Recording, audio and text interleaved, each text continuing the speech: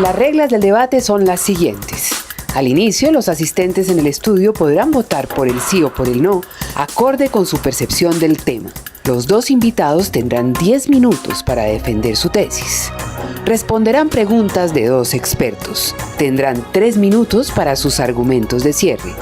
Al finalizar el debate, los asistentes votarán nuevamente por el sí o por el no. Ganará el debate quien logre cambiar la percepción del auditorio. Muy buenas tardes, bienvenidos a Sí o No, el poder de los argumentos. Este es un espacio organizado entre el portal noticioso La Silla Vacía y la Pontificia Universidad Javeriana. La pregunta que tenemos para el día de hoy es la siguiente. ¿Se necesita una reforma a la justicia para acabar su corrupción? ¿Sí o no? Antes de presentar a nuestros panelistas, le pido a los asistentes en el estudio que voten con los dispositivos que se les ha entregado. 1 es el sí, 2 es el no y 3 para indecisos. Mientras tanto, vamos a ver una encuesta realizada en la calle con los ciudadanos sobre la percepción del tema. Yo pensaría que sí, porque, significativamente en este país la corrupción abunda en todos lados y pues la justicia no es muy veraz. Cada día vemos que hasta los mismos políticos son corruptos, entonces toca como que hagan algo nuevo. ¿Quién? Si el pueblo o quién, pero no más políticos. Sí se necesita, porque nuestras altas cortes están enviciadas. Definitivamente se necesita porque la justicia aquí en Colombia es muy endeble. Yo no creo que es una reforma a la justicia. La justicia y el sistema está bien, lo que está mal son los actores. Pues yo creo que sí se necesita una reforma a la justicia. Pues más que como una reforma en general, yo creo que es una cosa de cultura. Las personas están como acostumbradas a tener las cosas muy fáciles y no a trabajar bien. Entonces digamos que a los congresistas teniendo puestos tan importantes se les hace muy fácil como, no sé, aprovecharse de tanto dinero que tienen. Considero que es difícil porque igual una reforma llevaría intereses de por medio, ¿no? Entonces pues estamos expuestos a que esa reforma produzca más mal que bien. Este país necesita una reforma no solamente de la justicia, sino en todo. Es que la corrupción no es problema de la justicia y casi que diríamos no es problema de una reforma específicamente de la justicia. Bueno, esta es la opinión de algunos ciudadanos. Voy a presentar a nuestros panelistas. Agradecemos su presencia. Defendiendo el sí, Jessy Reyes, él es exministro de Justicia y ex conjuez de la Corte Suprema. Bienvenido, doctor Jessy Reyes. Y por el no, Héctor Riveros, columnista y experto constitucional. Nos acompañan, como siempre, Juanita León, directora de La Silla Vacía, y José Vicente Arizmendi, director de la emisora Javeriana. Muy buenas tardes a ellos. Vamos a ver la votación inicial. Recordamos que quien más variación a favor tenga al final será el ganador del debate. Iniciamos el debate con un sí del 73% y con un no del 27%. No hay indecisos. No hay indecisos. Hemos hecho una rifa inicial para ver quién inicia el debate y le corresponde el turno al doctor Jessy Reyes. Doctor, 10 minutos. Muchas gracias. La corrupción es sin duda un problema muy grande desde el punto de vista social. Y por eso algunas de las personas que aparecieron en estas primeras entrevistas hablaban de la necesidad de hacer modificaciones no solamente legales, sino estructurales, incluso en cuanto a la formación de los ciudadanos mismos, probablemente desde el colegio, pasando por toda la estructura universitaria.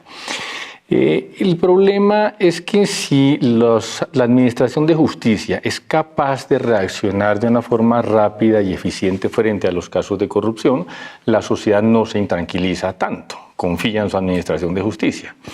Las cosas se complican mucho más cuando surgen evidencias de que dentro de la Administración de Justicia existen casos de corrupción, porque entonces la gente se siente desamparada frente a ese fenómeno y no sabe qué esperar frente a la corrupción si los encargados de investigar y juzgar esos casos aparecen comprometidos en semejante delito.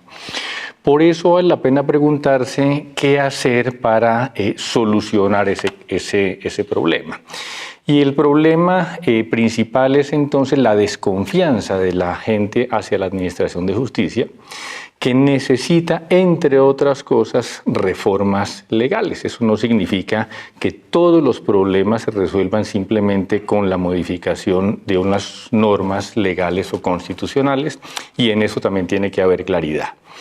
Pero sí es importante reconocer que para controlar algunas de las causas de la corrupción en la administración de justicia se hace necesario intervenir algunas normas. Por ejemplo, en materia constitucional debería quedar claro que las personas encargadas de investigar y juzgar a los altos magistrados por delitos como los que tienen que ver con la corrupción, debe ser una institución absolutamente independiente, perfectamente capacitada para llevar a cabo esa labor, que no parece ser la Comisión de Acusaciones del Congreso de la República, por lo menos por lo que la experiencia muestra.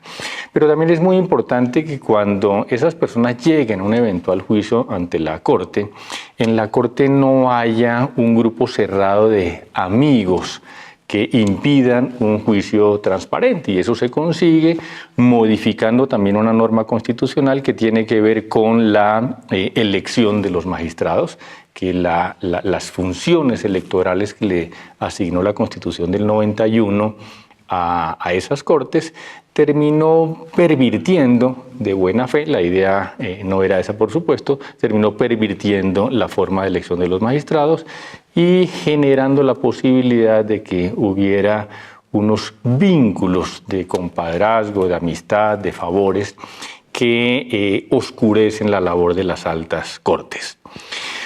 También es muy importante, estos serían reformas a nivel constitucional que son importantes para garantizar transparencia en la administración de justicia, y a través de esa transparencia darle confiabilidad a la ciudadanía frente a la labor de sus jueces. A nivel legal es muy importante que la gente vea cambios que muestren que la administración de justicia es eficiente, y esa eficiencia tiene que ver fundamentalmente con la capacidad de reaccionar. Primero, en cuanto a tiempo, la administración de justicia debería ser capaz de reaccionar mucho más rápidamente, de una forma transparente y eficiente. Y ahí hay mucho que hacer todavía desde el punto de vista legislativo. Yo creo que hay que pensar en algunos ajustes a los procedimientos en materia penal, no cambiar lo que existe ahora, pero sí hacer ajustes puntuales. Y hay un tercer nivel que tiene que ver con normas y me parece importante para enfrentar el tema de la corrupción, que es el relacionado con la formación de los abogados y los encargados de administrar justicia. Nosotros tenemos unos estudios de derecho que hay que modernizar en materia de procedimiento, por ejemplo, en materia de procedimiento penal. Tenemos un código de procedimiento penal que cambió desde el 2004 y sin embargo el pensum de las universidades se mantiene básicamente igual. Y la modificación que hubo en materia de procedimiento es una modificación estructural que suponía cambiar de fondo la estructura del proceso, la estructura del pensamiento y la estructura de formación de los mismos abogados, y eso no se ha hecho. Eso es lo que en la práctica ha llevado a que un procedimiento que se diseñó fundamentalmente como oral se haya convertido en un procedimiento en el que los actores van a leer los memoriales o las sentencias que tienen preparadas desde antes. En buena parte, ¿por qué? Porque nosotros seguimos formando en las universidades abogados para escribir más que para hablar y para debatir. En materia de interrogatorios no ha cambiado la forma de enseñar en las universidades. En materia de conceptos tan básicos como el concepto de verdad tampoco ha cambiado nada en las universidades, de tal forma que sería muy importante también introducir modificaciones legales en los pensum académicos para que la gente estuviera mucho mejor preparada frente a las normas procesales que tenemos y, por supuesto, con un componente ético importante en la formación de los abogados. Y también en ese mismo aspecto de formación de los abogados me parece importante que haya una diferente capacitación para los que se van a dedicar al litigio, a la confrontación judicial, que para los abogados que se van a dedicar a una actividad distinta, como puede ser la asesoría de empresas o incluso la academia misma.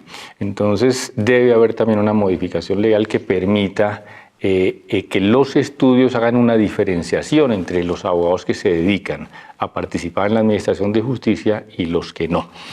Y finalmente, en materia también de formación de abogados, creo que es importante establecer algunos requisitos mínimos para la graduación de los abogados. No se trata de interferir en la libertad que tienen las universidades para conformar sus pensum, pero sí garantizar unos mínimos con una especie de examen de estado que permita acceder a la tarjeta profesional. Estos tres ejemplos que he puesto en materia de reformas constitucionales para modificar puntualmente unas normas que den transparencia en la elección y juzgamiento de los altos magistrados, con unas modificaciones a las normas legales que permitan hacer mucho más ágil, transparente y eficiente la administración de justicia en la mayoría de los casos que se ocupan, de los que se ocupa la justicia. Y una última intervención legal en materia de formación de los abogados debería impactar positivamente el tema de la confianza de la gente en la administración de justicia, y con esa confianza de la gente en la administración de justicia se puede pensar en ser mucho más eficientes en el combate contra la corrupción. Pero es muy importante, lo decía al comienzo de mi intervención, no caer tampoco en la idea equivocada de que con una reforma constitucional, ahora se habla mucho de la constituyente, modificamos 3 o 4 normas de la Constitución y desaparece el problema de la corrupción. No va a desaparecer con las reformas constitucionales, ni siquiera va a desaparecer totalmente con las reformas legales que yo he mencionado por vía de ejemplo, pero sin duda uno de los factores que tiene que intervenirse para mejorar el problema de corrupción que ahora ha permeado a la administración de justicia son las reformas legales. No el único, pero sí es un elemento importante, junto a otros, como también mencionaba hace un momento, que tiene que ver con la formación desde pequeños a los niños en valores elementales, con lo que en otra época se llamaba la clase o la cátedra de cívica en los colegios. Doctor Reyes, gracias. Le corresponde el turno ahora a Héctor Riveros, quien participa por el no. 10 minutos. Bueno, pues muchas gracias a La Silla y a la universidad por la invitación. Pues, digamos, me ayuda mucho, Yesid, con el cierre en el que reconoce que las reformas normativas no sirven necesariamente para acabar con la corrupción, porque evidentemente pues ahí no está la causa fundamental de los hechos de corrupción que se conocen todos los días y que escandalizan, digo, entre comillas, a la sociedad. Y digo escandalizan entre comillas porque la verdad es que yo creo que nosotros podemos cambiar todas las normas, pero si no cambiamos un fenómeno que realmente creo que es la fuente de la mayoría de los males de Colombia, no solamente la corrupción, también la violencia, que es la cultura de la ilegalidad, que no es otra cosa, digamos, que la aceptación social del incumplimiento de la ley.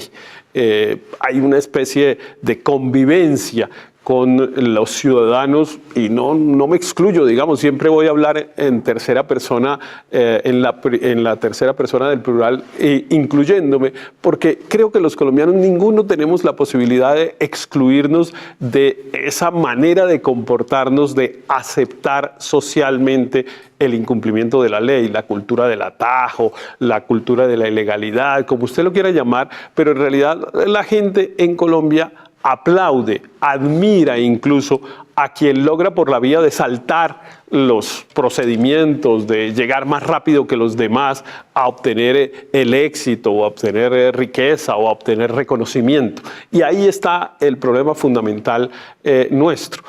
Digamos, se ha dicho, y en esto, por ejemplo, el profesor Antanas Mocus ha trabajado mucho en promover y en difundir los temas de lo que él llama cultura ciudadana, que no es otra cosa que explicar, digamos, la manera como se puede digamos, justificar o mejor explicar el comportamiento de los ciudadanos entre lo que es bueno y es malo, entre lo que es permitido y es aceptado, entre lo que es permitido y es prohibido. Y pues en realidad uno se comporta de una determinada manera por una de tres razones. La primera, porque le parece bien. Digamos, si yo soy un juez de la República o si soy un abogado, pues me comporto de una determinada manera, cumpliendo las normas, respetando los derechos de los demás, etcétera, porque me parece por convicción que esa es la manera correcta de hacerlo, que eso es lo oportuno, que eso es lo pertinente, que eso es lo que le sirve a la sociedad.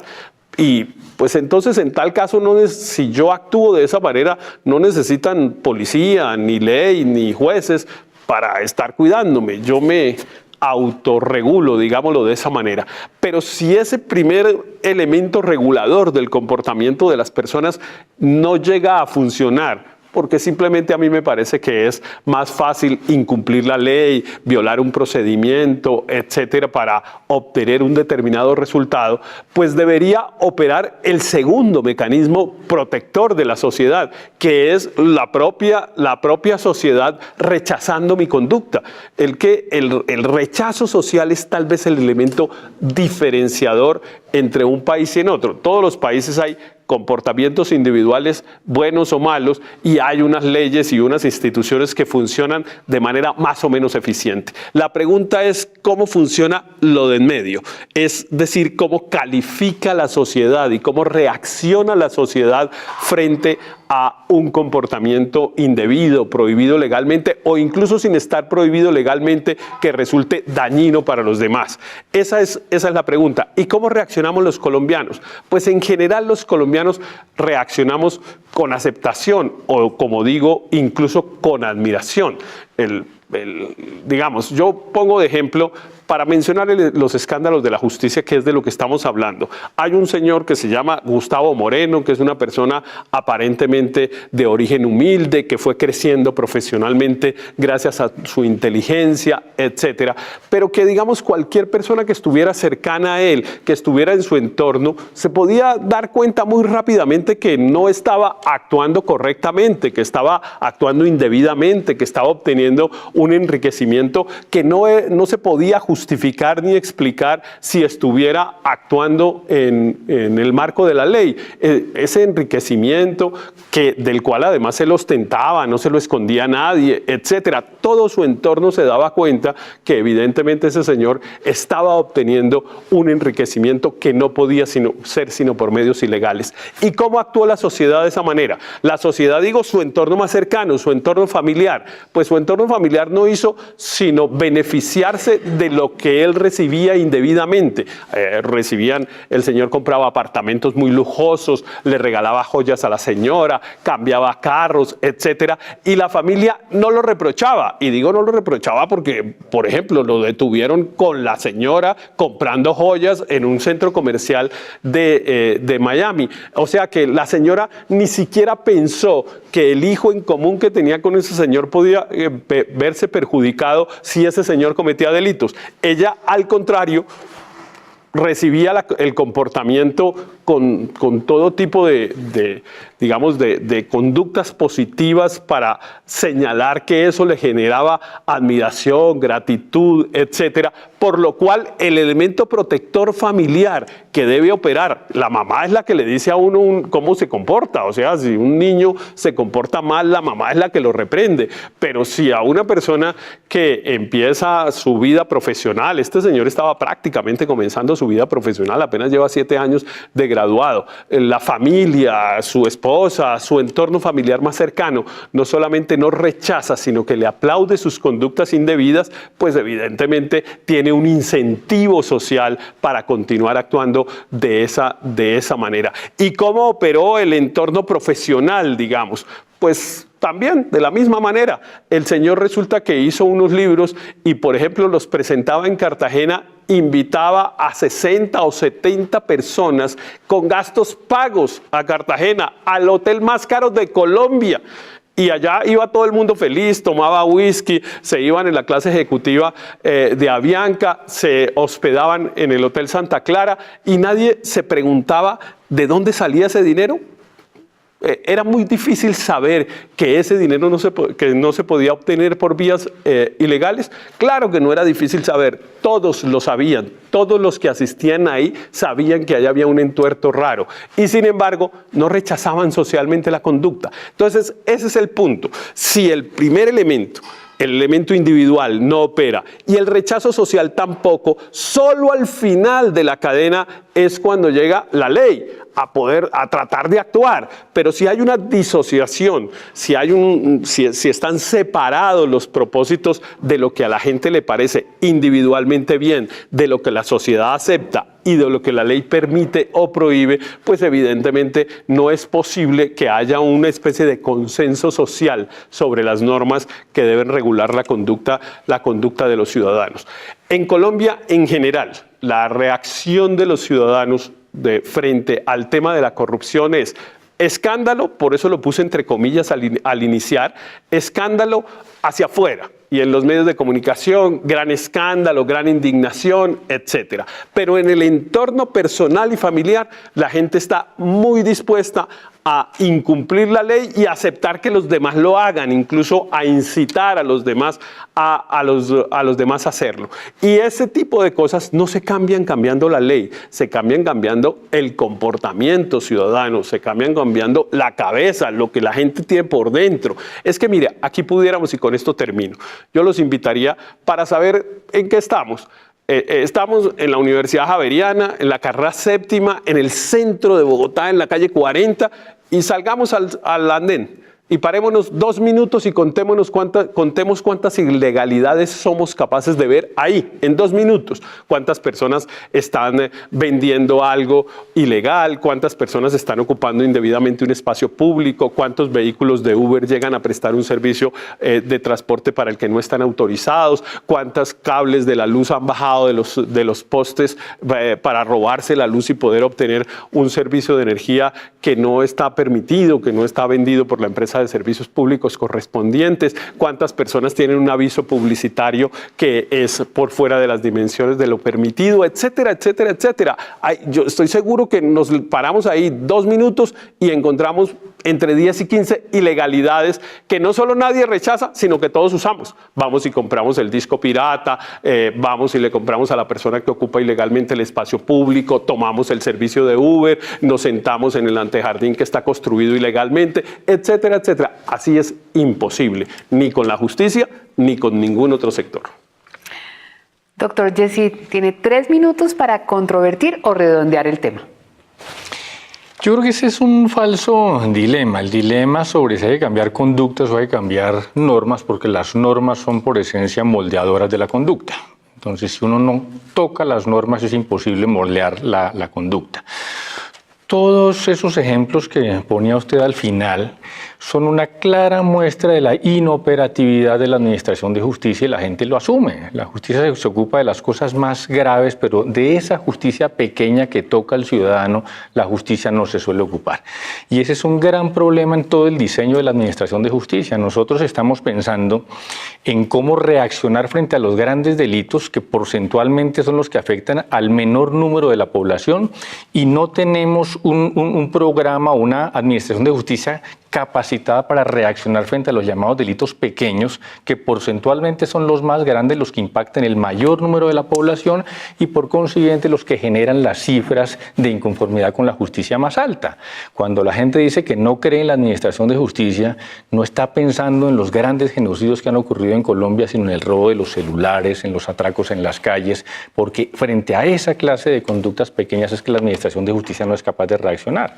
Entonces, por supuesto que hay que buscar controlar las causas de los delitos, y las causas de un delito como la corrupción son muchas. Algunas tienen que ver, por supuesto, con formación de la gente, pero uno no puede desconocer que la falta de operatividad de la administración de justicia frente a los delitos que pueden ser cometidos por los aforados es palpable. No hay nadie que crea en la efectividad de la Comisión de Acusaciones del Congreso de la República. Y eso tiene su razón de ser y hay que modificarlo para que la percepción cambie, para que cuando la gente oiga que un magistrado de una alta corte pudo haber cometido un delito, tenga la certeza de que va a llegar a una institución que es capaz de juzgarlo de manera independiente y eficiente y ágil, y para que sea capaz incluso de entender que si tiene que ir a un juicio, sea ante una entidad que esté libre de ataduras y que pueda resolver en el plano puramente de lo jurídico. Entonces, insisto en que las normas tienen que ayudar a moldear la conducta del individuo. Por supuesto que hay normas de conductas sociales que tienen que colaborar en eso también. Tiene que haber una formación de los niños desde pequeños, pero lo que no podemos hacer es esperar a que pasen 20 años para tener una nueva generación que sea capaz de responder a un problema de la corrupción. Aparte de eso, hay que tomar medidas. Hay medidas que son muy claras y muy fáciles de tomar porque tenemos identificados problemas que tienen que ver con el funcionamiento de la Administración de Justicia y que son inaplazables en su corrección. Gracias, doctor. Doctor Riveros, 3 minutos. No, es obvio que, pues digamos, como diría Pamela, es mejor ser rico que ser pobre. Es mejor que haya un juez que juzgue a una persona que comete un delito a que no haya ni siquiera juez, que es lo que ocurre en el caso de los delitos que pueden cometer los magistrados de las altas cortes en Colombia, que por una distorsión y digamos por una especie de transcripción bastante equívoca, a mi modo de ver, de un diseño institucional de los Estados Unidos del régimen presidencial, equipara la responsabilidad de los magistrados de las altas cortes al del presidente de la República, y eso lo que hace es que pues prácticamente no haya un juez que los juzgue. Y obviamente entonces, en ese esquema que yo estaba planteando del comportamiento individual, de la reacción social y de la regulación legal, pues no hay ninguna posibilidad de que eso se alinee, simplemente porque en ese último caso la regulación legal es prácticamente inexistente. Pero es que, por ejemplo, los hechos de corrupción no ocurren solo y ni mucho menos en las altas cortes. Yo sigo creyendo, confiando en que en las altas cortes haya unos casos de corrupción que son excepcionales y no generalizados. Pero en el resto del aparato judicial, y ni qué decir pues en los órganos administrativos, etcétera, pero para quedarnos en el tema judicial que era del que estábamos hablando, en el resto del aparato judicial, por supuesto que hay todos los días las comisiones de delitos de temas muy parecidos a lo que hemos visto ahí, es decir, un juez o un magistrado de tribunal, por supuesto que en connivencia con unos abogados corruptos, con el secretario del despacho, etcétera, le piden a las personas que están implicadas en unos procesos coimas, dinero, para sacar una providencia en un determinado sentido o en otro. Y en ese caso todos tienen juez. Y pasa exactamente igual, siguen comportándose igual. Claro, el aparato, aun cuando existe el diseño institucional, tampoco opera, porque pues parte del problema es que la impunidad y la ineficiencia de la organización estatal en Colombia es muy alta. Pero lo que quiero decir es que la ley no resulta suficientemente disuasiva para cambiar el comportamiento humano. Es fundamental es que la gente entienda, que la gente acepte más que entienda, que comportarse de una u otra manera es lo que le conviene a él y a la sociedad. Mientras eso no sea así, es imposible. No hay cómo que haya ponerle un policía a cada ciudadano para tratar de que adecúe su comportamiento a lo que es socialmente correcto y a lo que es legalmente posible. Si uno, por ejemplo, dijera, en Bogotá se decreta el pico y placa, y los ciudadanos que tenemos el vehículo cuya placa termina en el número que está prohibido circular, decidiéramos circular, ¿el Estado tendría la capacidad de impedirlo? Por supuesto que no. Tenemos que tener la conciencia de que, bueno, hoy no podemos sacar el carro porque eso finalmente me genera una restricción a mí hoy, pero me genera un beneficio mañana que lo puedo sacar y tengo la circulación de tráfico más fluida. Entonces, sí creo que deberíamos concentrarnos más que en el fetiche jurídico en tratar de cambiar el comportamiento de los ciudadanos. Doctor Riveros, muchas gracias. Llegó el momento de las preguntas. Juanita León, José Vicente Arizmendi tienen la palabra. Doctor Reyes, yo tengo una curiosidad y es ¿en qué momento es que la justicia entró en esta crisis? O sea, ¿siempre ha habido esa corrupción y solo ahora nos enteramos? ¿O qué fue lo que cambió para que se volviera, que casi que el concierto para delinquir fuera motivado desde los mismos magistrados y no, ni siquiera esperen a que los sobornen, sino que busquen activamente el soborno? Eso, usted que pues desde chiquito ha estado cercano a la Corte Suprema, ¿esto es algo que fue una reforma que salió mal y porque les dieron estas capacidades de elegir de participar como en política, que lo dañó? O sea, ¿dónde ubica usted el punto de inflexión en donde las cosas comenzaron a empeorar? Yo quiero comenzar por decir que yo ejercí la profesión 30 años y yo no tengo de la Administración de Justicia una imagen de una Administración de Justicia corrompida. Yo creo que la gran mayoría de las personas que administran justicia son personas honestas, y repito, lo digo por mi experiencia, y estuve litigando en el campo de lo penal, que suele ser tildado como el campo más fértil, digamos, para que se presenten casos de corrupción. Yo creo que lo que hay son, desde luego, casos de excepción, pero casos demasiado significativos para ignorarlos. Cuando la corrupción empieza a alcanzar magistrados de altas cortes, hay que empezar a preocuparse de manera especial. Y yo sí creo que buena parte de esta mala imagen de la Administración de Justicia, que termina en casos como los de acusaciones de corrupción, tiene que ver con eso que alguien llamó en su momento el regalo envenenado de la Constituyente, que fue haber sacado a los magistrados de las altas cortes de su función, que era puramente la de administrar justicia, para darles atribuciones electorales. Cuando yo estudiaba Derecho, un magistrado de la Corte era una persona que se dedicaba a leer expedientes, era una persona que se dedicaba a resolver casos concretos, totalmente ajeno a un poder distinto del poder que supone juzgar a sus semejantes. Y eso hacía de la Administración de Justicia algo absolutamente transparente, que irradiaba hacia abajo en toda la Administración de Justicia. Pero cuando la gente empieza a percibir la magistratura en las altas cortes como un nicho de poder, pero un nicho de poder efectivo, de poder en el sentido de conseguir nombrar gente para hacerle favores y después poder cobrar favores, todo el entorno de la Administración de Justicia tiende a degradarse, y es lo que permite explicar, creo yo, en parte, la aparición de casos de corrupción. Sin embargo, hay, por supuesto, en las altas cortes y de las altas cortes hacia abajo, gente que sigue conservando ese ideal del magistrado, que está interesado solamente en mantener y utilizar el poder de juzgar a sus semejantes. Doctor Riveros, déjeme ver si entendí su argumento.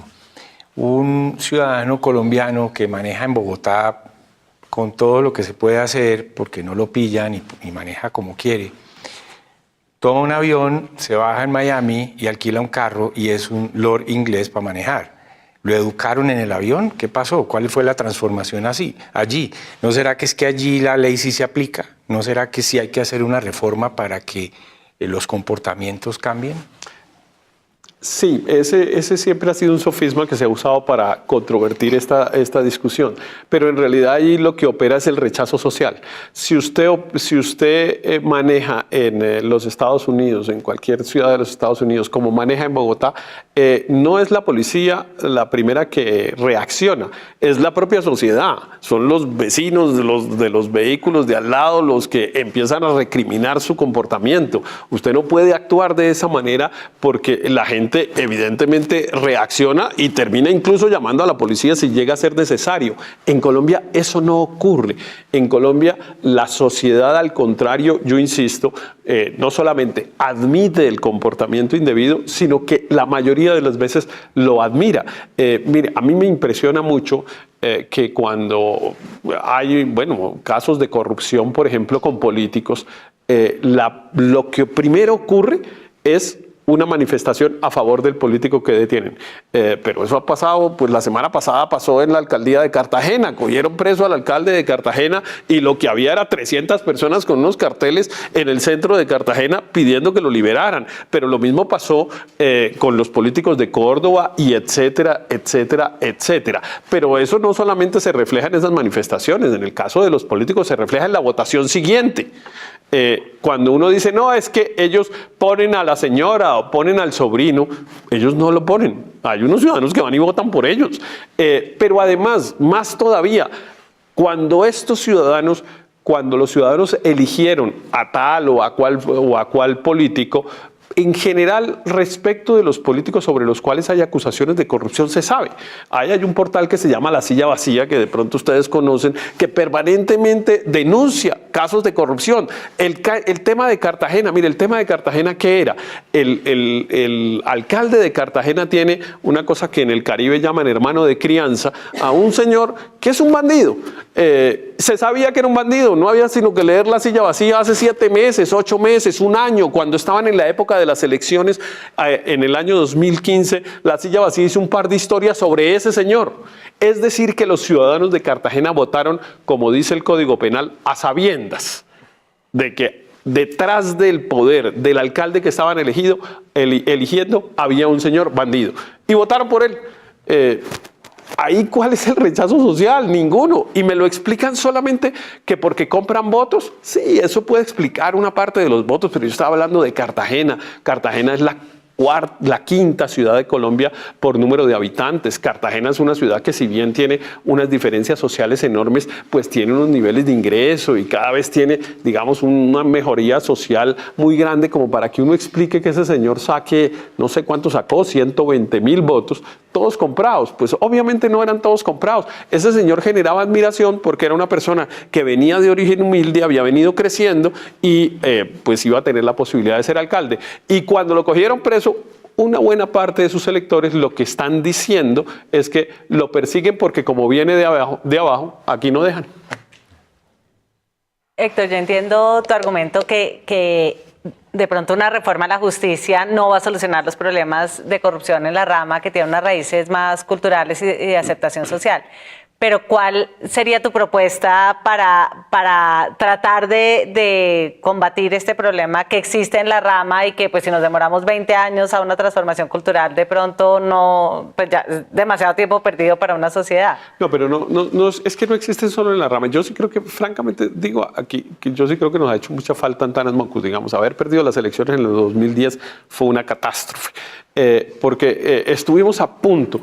Estuvimos muy cerquita de lograr ganar la elección, y digo estuvimos porque yo tuve la fortuna de estar cerca de ese proceso de Antanas Mockus, con quien además no había trabajado antes. La gente cree que yo había trabajado con Mockus, yo no había trabajado con Mockus, etcétera. Llegué por casualidad a esa campaña presidencial, pero yo sí creo que él, digamos, ha venido promoviendo una cosa que en Bogotá, por ejemplo, operó de buena manera. Los bogotanos logramos cambiar nuestros comportamientos y todavía hay unos rezagos, digamos, del rechazo social de la persona que se va a saltar la fila, por ejemplo, en un banco. En fin, hay una serie de comportamientos que los bogotanos todavía nos sentimos empoderados como para rechazar. Y él no estuvo sino 3 años en la alcaldía, bueno, incluso menos, porque renunció para ser candidato presidencial, así que pues no es una cosa de una generación, es una cosa, digamos, de prioridad de política pública, de otra cosa que es muy importante, que es del ejemplo.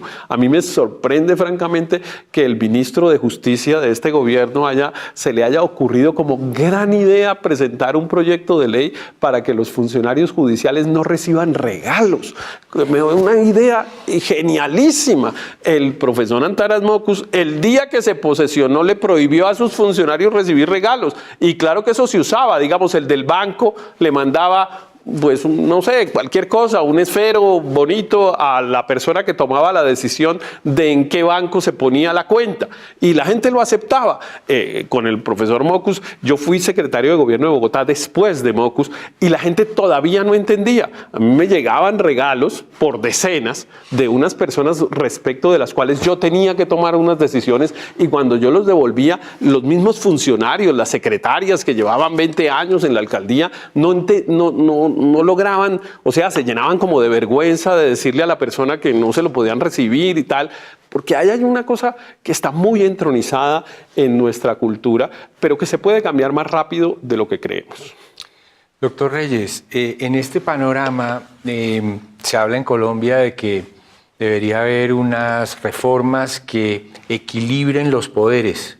Pero le oí decir a mi amigo Carlos Cuartas que aquí lo que hace falta no es equilibrio de poderes, sino separación de poderes, porque lo que vemos es que todo está como muy revuelto. ¿No es por ahí la cosa?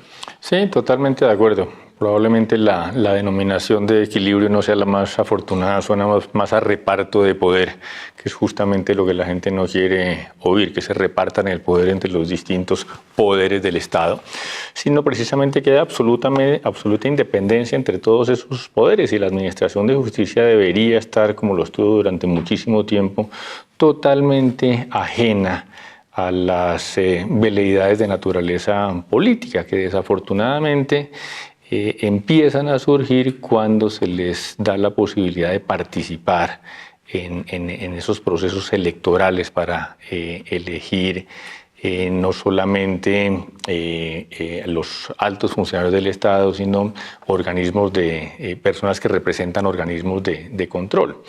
Entonces yo sí creo que es muy importante la parte normativa. La gente respeta normas de conducta en la medida en que tenga claro qué es bueno y qué es malo, y nos guste o no nos guste, eso siempre supone una recompensa para lo bueno y una censura para lo malo, que la hay en el plano puramente espiritual a quien se quiere regir por esa parte, y la hay también en el plano puramente legal para los que viven y aceptan las normas propias de una sociedad civil. Entonces sí es muy importante que existan las normas, pero mucho más importante que haya forma de cumplirlas, y ahí hay un vacío muy grande en la Administración de Justicia, como decía hace un rato, especialmente en lo que consideramos infracciones menores. Y usted pone el ejemplo de Estados Unidos, y es un ejemplo que también es trasladable a Europa. La gente llega a Estados Unidos o llega a Europa y cumple las normas antes de que le haga mala cara el vecino, porque tienen la absoluta certeza de que si cometen alguna infracción no van a poder decir usted no sabe quién soy yo. Claro, pero es que bueno, no sé si estoy violando la regla, pero sí. El contexto determina el comportamiento. Eso pasa también en Colombia, en Bogotá. Digamos, yo voy tomándome esta botella de agua y termino de tomármela, y voy por la calle, y si el entorno es un entorno desaseado, desordenado, etcétera, yo tiro la botella al piso.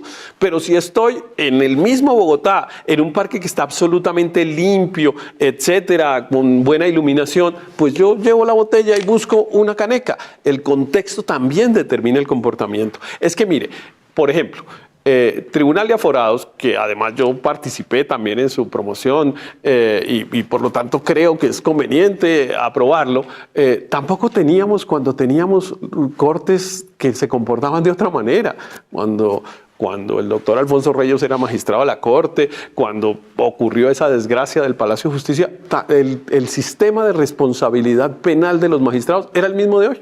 Ese sistema de responsabilidad penal lo tenemos desde que comenzó la República. O sea, siempre los magistrados de las altas cortes han tenido el mismo mecanismo para derivar su responsabilidad en caso de que cometan delitos. Y antes no cometían delitos. Entonces, y ahí tengo que diferir de Yesid. Yo siempre trato de estar de acuerdo con Yesid. Digamos, yo me levanto temprano, pongo en Google a ver qué opinó Yesid, para que si alguien me pregunta, yo tratar de opinar lo mismo, pues porque siempre me parece acertado y correcto. Pero en este caso, él repite una cosa que yo creo que vale la pena repensarla, porque se está repitiendo como un lugar común, que es el tema de que los pusimos a elegir a procurador y las funciones electorales. ¿Sabe qué pasaba en la corte anterior? elegían a sus propios magistrados libremente. ¿Y sabe cómo los elegían? El doctor Yesid sabe que yo estoy diciendo la verdad. El que se iba decía quién. El que se iba decía... yo conozco el caso, voy a mencionar un nombre propio de dos personas que conocimos él y yo y a las que admirábamos profundamente. El doctor Gonzalo Vargas Rubiano, que era un magistrado admirable, miembro del Consejo Directivo de la Universidad Externado de Colombia. Cuando se fue a ir, dijo: yo quiero que el magistrado que me suceda se llame Manuel Gaona Cruz. Y los demás le dijeron: ah, bueno, votaron por él por la tarde y lo eligieron. Y así era, así se elegían los magistrados de las Cortes. ¿Le parece poquito poder? ¿Sabe qué además poder tenían esos señores? Elegían a los magistrados de todos los tribunales libremente, sin listas, sin concursos, sin nada. Tenían un enorme poder, pero no había ocurrido lo que yo sí creo que fue la tragedia de este país y lo que relajó éticamente este país, que fue el narcotráfico. Ese sí creo que es el punto de inflexión, no solo en la justicia, sino en todo. Porque ahí todos empezamos a aceptar que se podía llegar más rápido a las metas.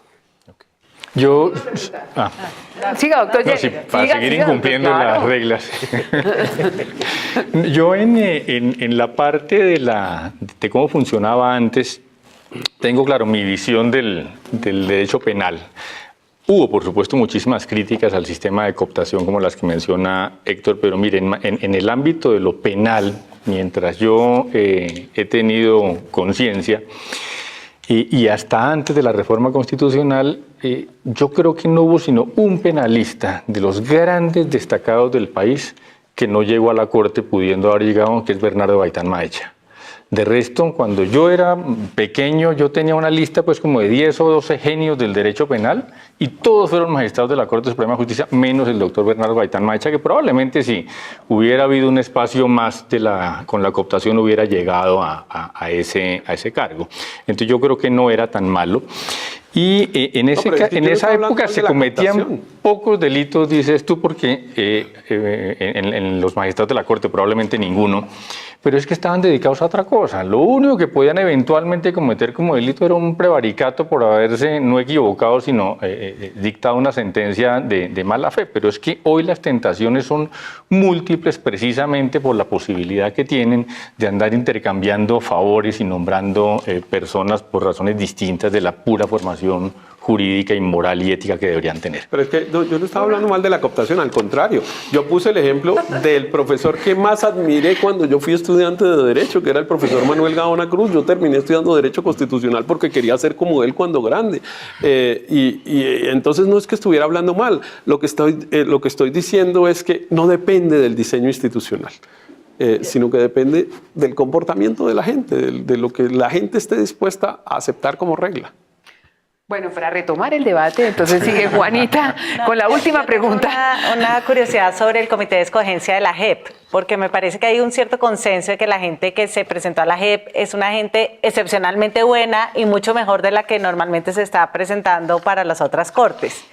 Y mi pregunta ahí para Héctor y para Yesid es: ¿por qué creen que el hecho de que sea ese comité de extranjeros los que están escogiendo hizo que la gente buena se presentara y en esa medida el diseño institucional sí cambia las cosas?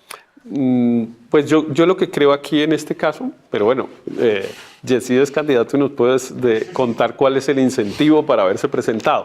Pero yo lo que creo es que en general a los que estamos en ese mundo, digamos, del derecho, ese tema nos parece importantísimo. Nos parece crucial para la historia de Colombia que eso salga bien. Y entonces unas personas como el doctor Yesid, por ejemplo, pues que tiene todos los méritos profesionales y personales para pertenecer a cualquier corte, tomó la decisión de pertenecer a ese porque siente, creo yo, pero es mejor que él no lo dijera personalmente, pero lo digo por los demás, que sienten que están realmente haciendo una cosa que es histórica. Y eso fue el gran incentivo. En las otras cortes, pues yo creo que ese incentivo se ha perdido, salvo en el caso de la Corte Constitucional, en el que también, a pesar de algunos problemas en algunos determinados momentos, en general ha habido el incentivo de que grandes profesionales se presenten allí. Yo creo que se pueden hacer muchas cosas importantes históricamente en todas las cortes. De hecho, cuando yo estudiaba Derecho, mi sueño era ser magistrado de la Sala Penal de la Corte, que me parecía lo máximo para un penalista.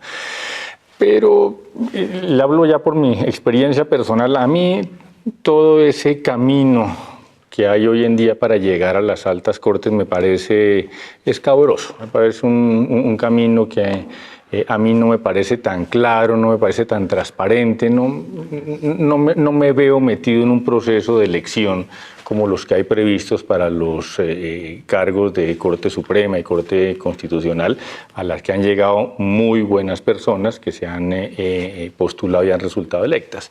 Yo me decidí a última hora, francamente, por inscribirme a este Tribunal de la JEP. Y uno de los factores que pesó en esa elección de última hora es que yo creo que no hay absolutamente nada que hacer para que lo elijan a uno. Es inscribirse y esperar a que salga la lista. Eso para mí me da la tranquilidad que va a ser una transparencia absoluta la elección, de que va a ser muy bien pensada y muy bien llevada hasta el final por los del comité, con absoluta independencia, repito, de si yo resulto elegido o no resulto elegido. Creo que el proceso que está diseñado y la conformación del comité da absoluta transparencia frente a los resultados, y esa fue, insisto, la razón fundamental por la que a última hora decidí inscribirme. Muchas gracias, Juanita. Muchas gracias, José Vicente. Vamos a las conclusiones. 3 minutos. Como inició el doctor Yesid, le corresponde al doctor Riveros 3 minutos finales. Bueno, entonces voy a concluir diciendo que estoy de acuerdo en lo fundamental con lo que ha hecho Yesid, en el sentido de que evidentemente hay que hacer unos cambios institucionales. En lo del tema del Tribunal de Aforados es escandaloso, digamos, que hubiese terminado como terminó. Recordémosle a la audiencia que el gobierno presentó un proyecto de acto legislativo modificando la responsabilidad penal de los magistrados, y que después de un camino en el que Yesid participó, yo tuve el honor de acompañar relativamente de cerca ese proceso, y el Congreso, a pesar de las presiones y a pesar de todo lo mal que hablamos permanentemente del Congreso, aprobó el tribunal. Y fueron los magistrados de la Corte los que impidieron que eso ocurriera. Bueno, los magistrados de la Corte, el doctor Leonidas Bustos, ¿no? Que era el presidente de la Sala Penal de la Corte Suprema de Justicia, y encabezaba, con otro personaje cuyo nombre prefiero no recordar, encabezaba la oposición de ese tribunal. Y la Corte Constitucional, desgraciadamente, digamos, yo soy un defensor de la Corte Constitucional apasionado, pero esa sentencia de la Corte creo que habla muy mal de ella, porque se inventó unos argumentos para decir que eso violaba la independencia judicial, la autonomía del poder, etcétera, y terminó declarándolo inexequible. Esa reforma se necesita sin duda, porque en la cadena que yo estoy mencionando del comportamiento humano, de las restricciones individuales, sociales o legales, pues esa cadena, en el caso de los magistrados, no tiene dónde llegar. Digamos, si no opera el primero, si un magistrado cree que puede cometer delitos y que no pasa nada, o que compra rápido un carro y le regala al otro un BMW y todas esas cosas que estamos sabiendo, y la sociedad tampoco opera como protectora, pues no tiene finalmente dónde llegar, y evidentemente se necesita ese punto, pero eso no es lo que va a garantizar que tengamos una justicia más proba. Yo sí creo que los colombianos necesitamos hacer algo, y muy pronto, para romper con esa herencia maldita del narcotráfico. Tenemos que volver a construir una cultura ciudadana que haga que los colombianos aceptemos que las normas son para cumplirlas, no porque nos dé miedo el castigo, sino porque eso es lo que le conviene a la sociedad. Doctor Yesid Reyes. La gente tiene la tendencia a entender las normas en su función reactiva. Pero aparte de esa, que parece la función más evidente de las normas, hay una función simbólica muy importante que tiende a moldear la conducta de los ciudadanos y a lanzar mensajes sobre cómo se debe comportar la gente en la sociedad. Ese poder simbólico de la norma es mucho más importante de lo que la gente piensa. Por eso yo nunca entendí en el fondo cuál era la oposición a que en la Constitución política se incluyera una norma que prohibiera el paramilitarismo. Eso tiene una función simbólica tan importante como la que tiene en la misma Constitución la norma que prohíbe la esclavitud. Y todas las normas cumplen esa función de moldear comportamiento. Incluso Obligar a que en los colegios se enseñe cívica pasa por la expedición de una norma. Entonces yo sí creo que es muy importante identificar las causas que están permitiendo el surgimiento de la corrupción, identificar las causas que están impidiendo que la Administración de Justicia reaccione de manera confiable ante esos factores de corrupción, y todos esos casos en los cuales se identifique una opción, una posibilidad, una causa de esos comportamientos al margen de la ley tienen que ser cerrados, y en buena parte de esos casos el cierre necesita una reforma legal o una reforma constitucional. Por supuesto que solo cambiando las normas de un Estado de Derecho no se cambia el comportamiento de las personas, pero sin duda, si uno hace una revisión de los países que tienen un mejor comportamiento ciudadano, un mejor comportamiento social, son países altísimamente normativizados, como los países del norte de Europa o el mismo Norteamérica. Entonces yo sí creo en la importancia de hacer modificaciones legales, pero no pensando solamente en la función represiva de la norma, sino en la función de la norma como un moldeador de la conducta de los ciudadanos.